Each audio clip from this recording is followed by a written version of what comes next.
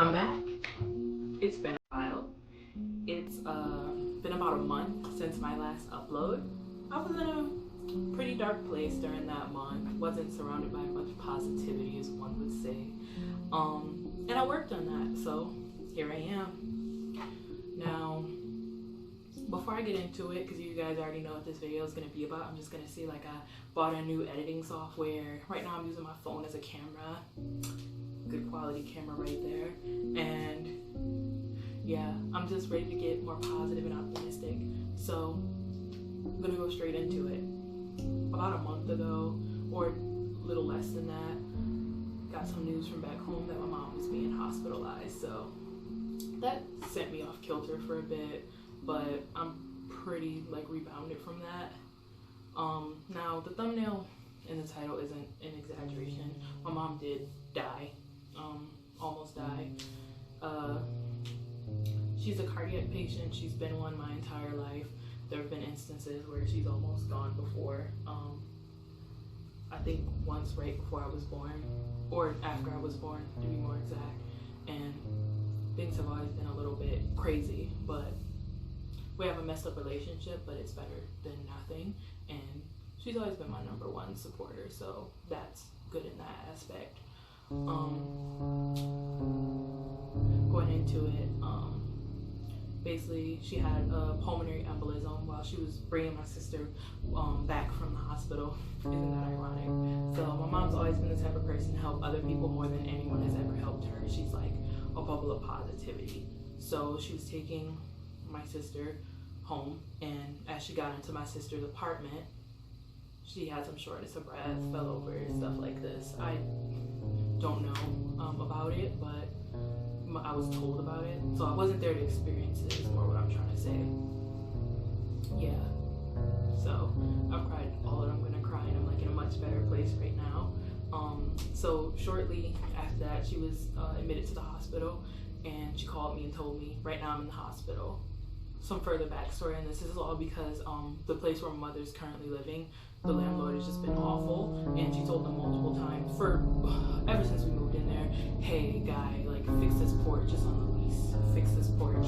He never fixed it, so she fell to the porch, broke her foot. My mom already has RA and stuff along with her heart problems, so it kind of worsened the situation. Now that's where the blood clot came from. So they had to do emergency surgery. They did open heart surgery and took it out. After that, she had to be placed on, she had been intubated, and yeah, no one sent me pictures. I really wanted pictures, I wanted photos, because I've been here. I haven't been able to go home and see anything, and that made me realize what was really important, home and family. So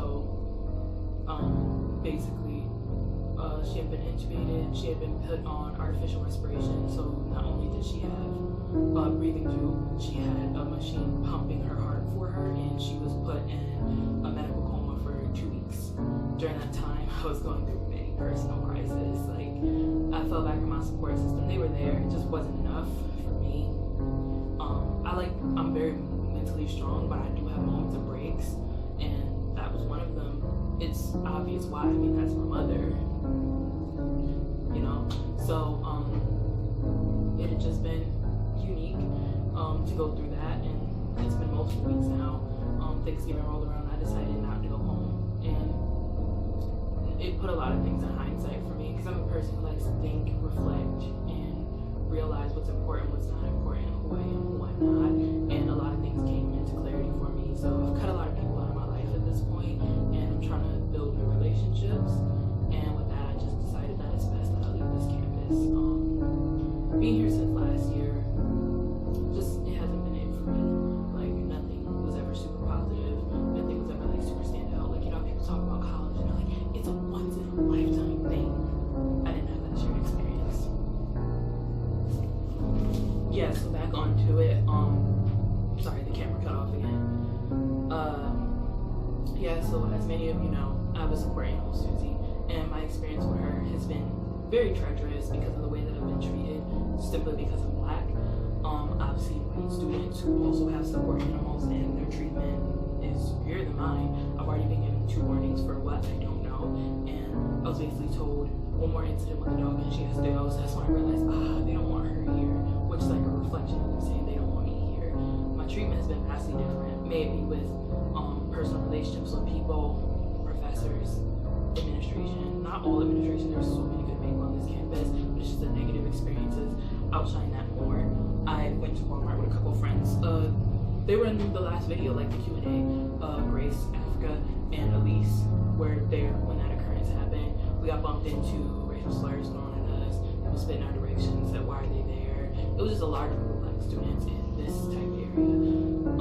The weekend before last, I was at Walmart again, and I chose to go alone. Bad decision.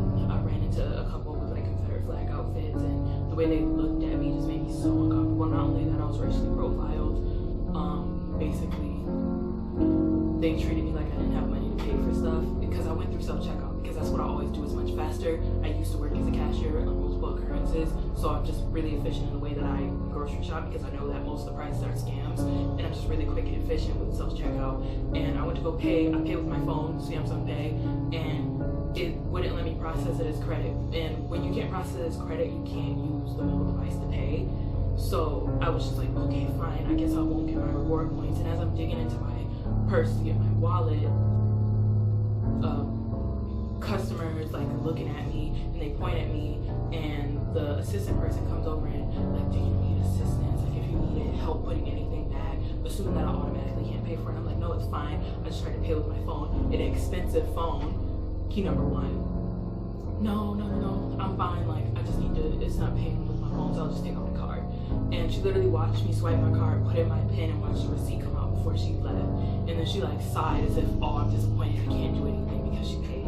And it was just the most disheartening experience ever, because it's not the first time that it's occurred. Whether it's on or off campus, I'm just tired of the different treatment. Like, I know it's everywhere, but I'd rather be somewhere where it's more subtle than it is here. Like, the amount of negative experiences based on race that I've had here is just astronomical, and I don't want to do it anymore. I'm sorry I'm talking with my hands a lot. It's been a rough time. I had a lot of situations occur. My mom was hospitalized. I've just been going through a lot of personal crisis, and people I thought I could depend on fell through for me. So it's when I realized, like, that's my own fault. Like, I need to be more self-dependent, like I say I am. So then I just took a long time to reflect. Classes have been like rough because I haven't been able to focus. I've been missing a bunch. So I just realized, you know, this is like a sign. If there's ever a sign that like you need to get out of here, it's this. Back onto the situation with my mom. She's better now. She's awake. She's home. She's getting better. She has some scars. I was finally able to get pictures, and I was only getting sent directly from her because no one else wanted me to see pictures. Like, I'm not used to this stuff. Like, I worked in a hospital before. It's stressful. So I finally got some pictures from her. She sent them to me. She's healing marvelously. I'm like super proud of her. She's just upset because like her motor functions are very limited because she has like a chest plate, and she's not used to not being in complete control of her body. So it's really frustrating her, which is 100% understandable. Yeah. So I know like this whole thing is like all over the place. I'm gonna try and make it coherent when I edit it. So yeah, my mom was in the hospital for like 4 weeks. She just got out the day before Thanksgiving, believe it or not. She was good to go Tuesday, but they held her another day because, you know, gotta get that money. That's how hospitals work. And it was an experience. Susie, shush. I'm much more positive now. I don't know if you can tell. Like, I've been going to counseling and stuff. I've been like taking medication. I've just been trying to like focus on me and making my own life positive and better. And it's been working. Yeah. So, like, I hope this video is good, like, inclusive, blah, blah, blah, and fun, and stuff. Hopefully this suffices, and see you in the next video, which will be much more positive, hopefully. It's just gonna be, I'm gonna try and do something fun, sweet, and neat before I go. My plan is to be out of here before the end of the month, but that might not be likely.